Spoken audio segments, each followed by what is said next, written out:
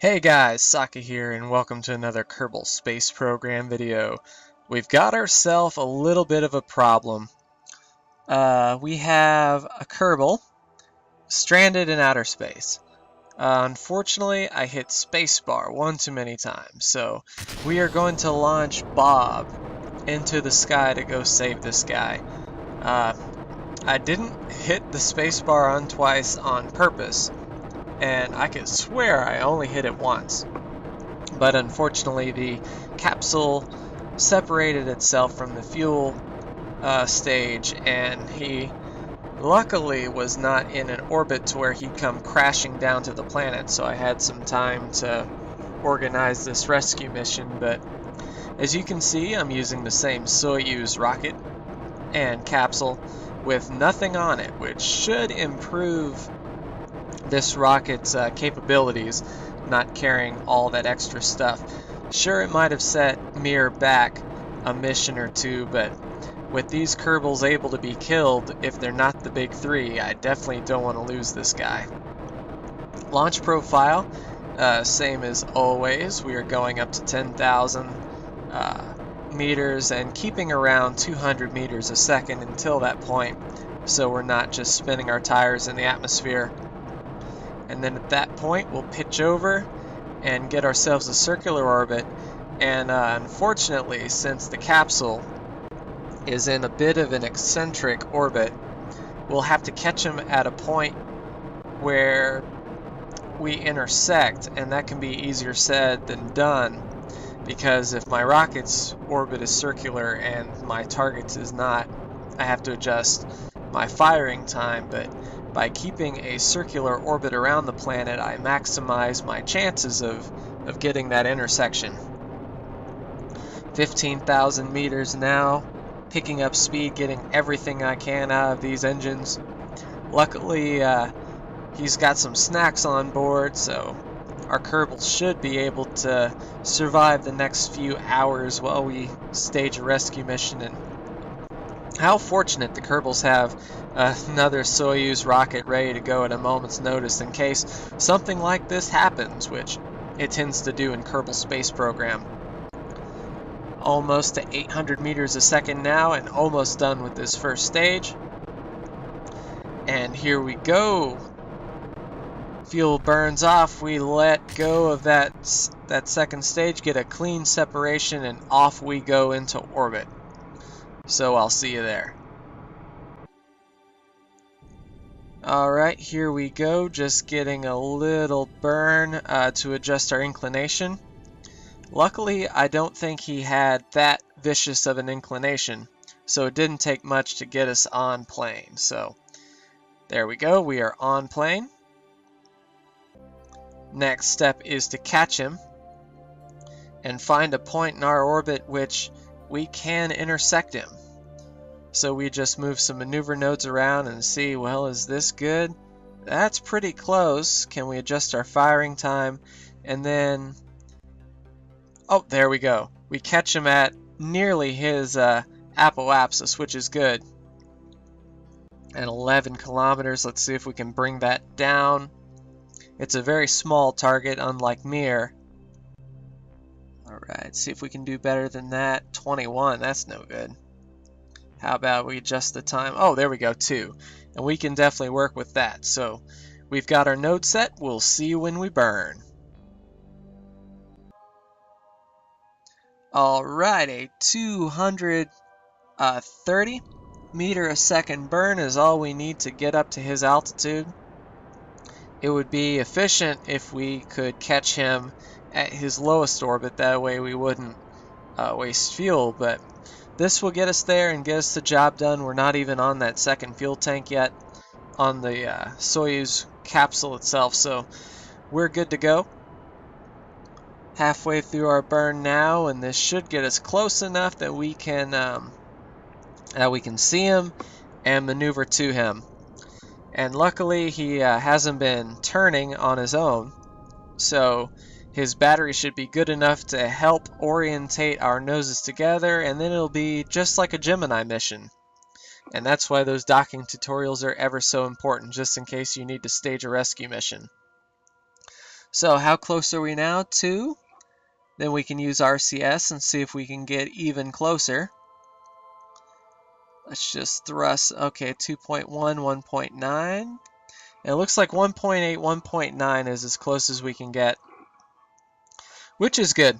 We can definitely work from there and adjust our trajectory. So as always, we will set up a timing node just to get us ready to intercept him. And we will see you when we see him.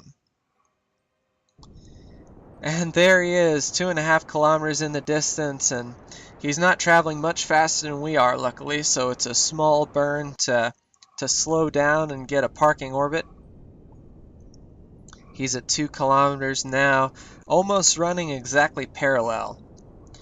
Slowing down, 20 meters a second difference now. He's at that 1.9 kilometer range that our maneuver node told us, and now we've come to a park. So now we'll just turn towards him and fire at a moderate pace. And then luckily he can orientate his docking port to us so we don't have to worry about any fancy maneuvering. Although it is refreshing after all this fancy flying to get around the mirror and its docking ports, it's nice just to be able to fly straight in. As usual, we use translation to adjust our approach, and now we are dead on the money and coming in at 1 meter a second. So we will have Sidbal help us out and rotate towards us, and we're approaching him at 0.5 meter a second. Using translation, we'll just point our noses together. 77 meters now, and we'll let Sir Isaac Newton bring us in. As long as he stays pointed our way and we stay pointed his way, this will be a nice soft dock. We use time acceleration to make sure we don't slide around, and it looks like we're on point because the time acceleration isn't moving our projected approach much at all. But we'll use RCS and just fine tune it. We haven't lost any speed, still at 0.5 meter a second, and now at 30 meters in closing. We've got the sun to our side, so it's helping us illuminate him, so we're not trying to find him in the dark. 25 meters now, still coasting in on SAS. Should be a nice easy dock with the moon back there to watch us perform this maneuver. Go back to Sidbal, set him as target, make sure his nav ball looks just like ours. Using SAS and just making fine-tune adjustments for us. Resetting the target. We might be coming in a little north, but not bad. Just use a touch of RCS to slide on down. 8 meters a second now at 0.5 meter a second. Should be 12 seconds and we will be docked. And here we go, fine-tuned and nice and easy. No bouncing around, no sliding around, nothing. We are now one ship, so now it's time to get Sidbal and Bob back home. So let's plan our descent node. And here we go for our final burn to get home. We've got a little more weight to slow down on our nose, but not much. The capsule was only 0.4 tons, if I remember seeing that correctly, although I could be wrong. But definitely not as heavy as a mirror capsule for sure. We got plenty of electric charge and plenty of RCS fuel, and we haven't even gotten to our second tank yet, so we're definitely going to come home. And just like that Gemini mission, we're going to come in with both capsules at the same time, pop the parachutes at the same time, and let them join each other on the ground. 40 meters a second now, still slowing down, and it shouldn't be much longer and we will be all set to descend. There we go, the camera changes to say we are no longer in an orbital trajectory. We will hit the ground eventually, and let's see where that will happen. Alright, projected off the coast of the Kerbal Space Center there, so we're decoupling and letting gravity do the work. Coasting down, we still don't see the continent of the Kerbal Space Center, but there's a nice look at our fuel capsules, or fuel cells floating away. Plenty of electric charge to hit the parachutes, so we should be good to go. Sidbal seems happy to be coming home after spending a few days up in orbit, and he has Bob to thank to buy him around at the Kerbal Tavern. And here's our projected, so we should come in over the continent, but of course re-entry is going to slow down our approach and we might actually end up in the ocean. But that's good because we don't have to worry about a radar altitude because the sea, go figure, is sea level. So we just need to make sure we pop our parachutes around the 3,000 meter mark.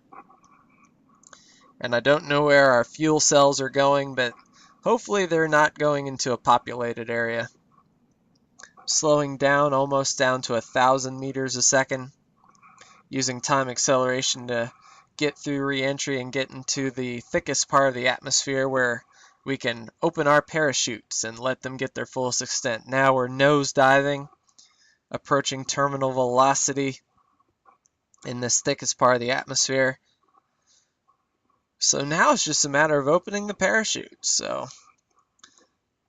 when shall we do that? We don't want to waste too much time floating down to the ground, but we want to give them enough time to open, don't we?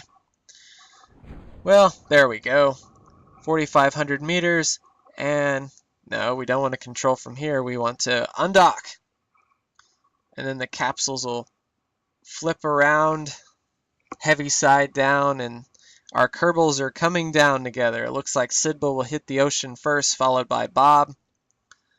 There's Bob, shoots open. Can we see Sidbal's capsule anywhere?